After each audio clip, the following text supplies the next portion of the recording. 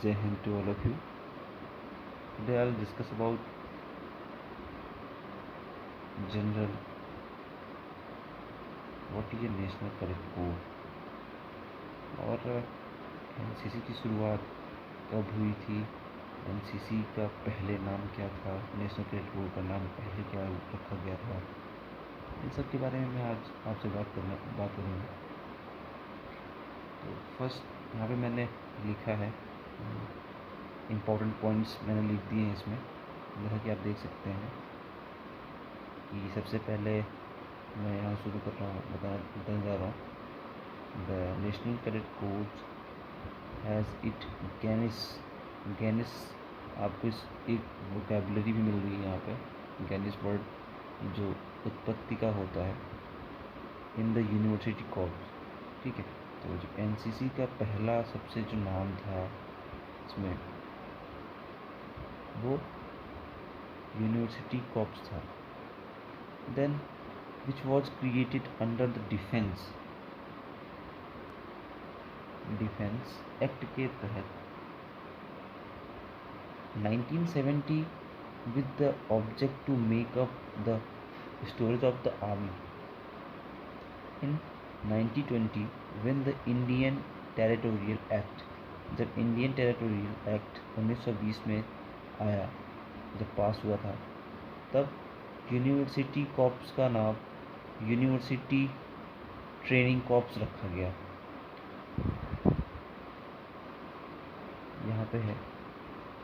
Then university corps का नाम replace करके यूनिवर्सिटी ट्रेनिंग कॉर्प्स यूटीसी रखा गया।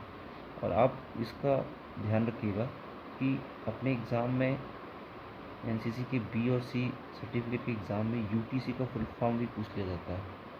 ये कॉमन सब्जेक्ट से रिलेटेड क्वेश्चंस आएंगे इससे, और ये आप ज़रूर पढ़िएगा। फिर 1942 the UTC was renamed as the University Officer Training Corps। ठीक है, यूओटीसी का भी फुल फॉर्म आप याद कर लीजिएगा, यूनिवर्सिटी ऑफिसर ट्रेनिंग कोर्स।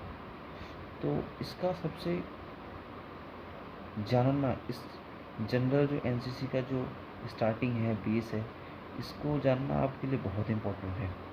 और ये जो मीनिंग्स है ना, यूओटीसी, यूटीसी, ये एक्ट कब पास हुआ था, इंडियन टेरिटोरियल एक्ट आया था 1920 में। देन ये उत्पत्ति हुई थी, सबसे पहला नाम क्या था, तो ये सब सारे क्वेश्चंस आते हैं। तो ये आपको पढ़ना बहुत इम्पोर्टेंट है, और आप एग्ज़ाम देने जा रहे हो तो ये आप पढ़ के ज़रूर जाइएगा। देन आप एक अच्छा स्कोर कर पाओगे अपने एग्ज़ाम में।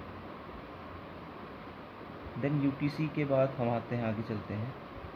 They need to create a youth organization at national level to train the young boys and girls to be better citizens and future leaders। और हमें ज़रूरत थी अपने यूथ को एक ऑर्गेनाइजेशन दिया जो एक नेशनल लेवल पर था, राष्ट्रीय लेवल पे, अपने बॉयज़, जो यंग बॉयज़ थे और यंग गर्ल्स थे, उनको ट्रेन करने का और एक अच्छा सिटीजन बनाने का और एक फ्यूचर का, भविष्य का एक लीडर बनाने का अपने कंट्रीज़ में। ठीक है, defence forces right realise by leader, a committee under Pandit H N. Kunzru was set up. Pandit H N. Kunzru ji ने इस कमेटी का सेटअप किया था। देन उस टाइम पे PM, prime minister Pandit Jawaharlal Nehru ji थे। The NCC came into existence on 16 July 1948 under the NCC Act of 1948 under the Prime Minister of Defense MOD। और यहाँ पे सबसे कॉमन चीज़ क्या है, जो MOD वर्ड लिखा है, MOD का फुल फॉर्म होता है मिनिस्ट्री ऑफ डिफेंस। ये मिनिस्ट्री ऑफ डिफेंस के तहत आता है, उसके अंतर्गत आता है। देन ये चीज़ें हैं जो जनरल चीज़ें होती हैं एनसीसी की, ये जानना आपके लिए बहुत ज़रूरी है, आप एनसीसी कर रहे हैं तो। चलिए हम आगे चलते हैं नेक्स्ट टॉपिक पे। जो टॉपिक हमारा है motto, what is a motto of NCC. जी हाँ दोस्तों, एनसीसी के मोटो के बारे में हम बात करने जा रहे हैं। एनसीसी का मेन मोटो ये होता है कि यूनिटी एंड डिसिप्लिन, एकता और अनुशासन। एकता और अनुशासन, इसको 23 दिसंबर 1957 में इसको यूनिटी एंड डिसिप्लिन के मोटो को रखा गया था। एंड एनसीसी यूथ ऑर्गेनाइजेशन है जिसमें 14 लाख कैडेट्स पार्टिसिपेंट हैं अभी इसमें। एंड लगातार इसमें बढ़ते जा रहे हैं, कैडेट्स की संख्या बढ़ती जा रही है, बिकॉज ये डिफेंस का एक पार्ट है। इसलिए इधर हम बात करने जा रहे हैं सिलेक्शन ऑफ एनसीसी फ्लैग। जब एनसीसी फ्लैग का सिलेक्शन कैसे हुआ?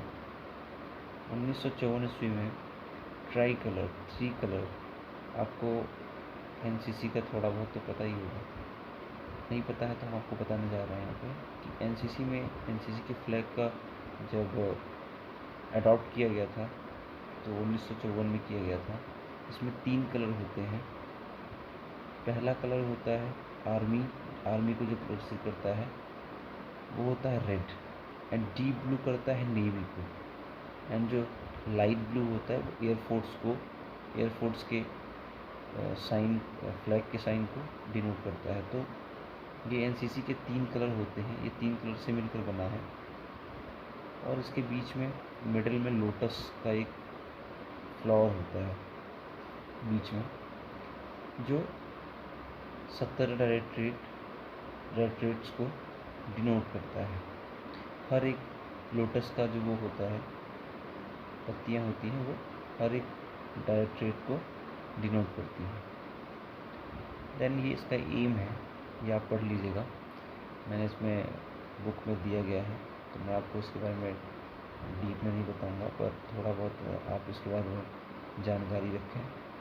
और मैं इसके क्वेश्चन भी आपको बता रहा हूँ यहीं पे कि मोटो में तो ज़्यादा कुछ नहीं है, आपसे यूनिटी एंड डिसिप्लिन पूछ लेगा। डेट क्या थी, कब आया था, तो ये है date. Then selection of NCC flag, कैसे सिलेक्शन किया गया था इसका एनसीसी फ्लैग का? 1954 में एनसीसी के फ्लैग का अडॉप्ट किया गया था फ्लैग को। इसमें 3 कलर होते हैं, red, deep blue and light blue. तो ये आप याद रखिएगा। इसमें लोटस का एक, लोटस के फूल होता है, कमल का फूल होता है बीच में इसके फ्लैग में, जो each lotus represent NCC directorate, मैंने आपको बताया था अभी, ठीक है। इसके एम है, एनसीसी का एम, ये अप्रूव्ड बाय एमओडी। देखिए यहाँ पे एमओडी आ गया। एमओडी का मतलब आपको मैंने बताया था ऊपर भी, एमओडी का मतलब होता है मिनिस्ट्री ऑफ डिफेंस। मार्च 2001 में कुछ अप्रूव किया गया था एमओडी के द्वारा, जैसे कि कैरेक्टर्स डेवलप करने के लिए, discipline, leadership, secular outlook, spirit of adventure, sportsmanship, ideals of selfless service among the youth of the country. तो बहुत सारी चीज़ें दी गई हैं इसमें। इसका एम क्या है, एनसीसी कैडेट्स जो हैं उनको कैसे बिल्डअप किया जाए, कैसे ट्रेन किया जाए कि वो आगे भविष्य में चल के एक लीडर बने जो अपने देश की रक्षा करें और सभी की सेवा करें, ठीक है। जी हाँ दोस्तों, तो मैं आपको ऑर्गेनाइजेशन के बारे में बताऊंगा। यहाँ पे हम लिख लेते हैं।